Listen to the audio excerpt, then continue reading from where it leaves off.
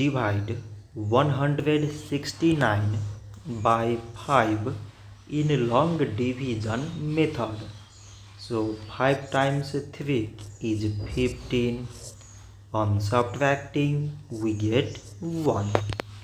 So now we put down this 9 and it is 19. 5 times 3 is 15. On subtracting we get 4.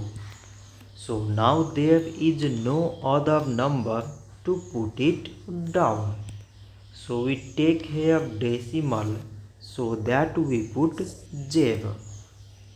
So it is 40 and 5 times 8 is 40. On subtracting we get 0. So 169 divided by 5 is 33.8. So this much for today and thanks for watching.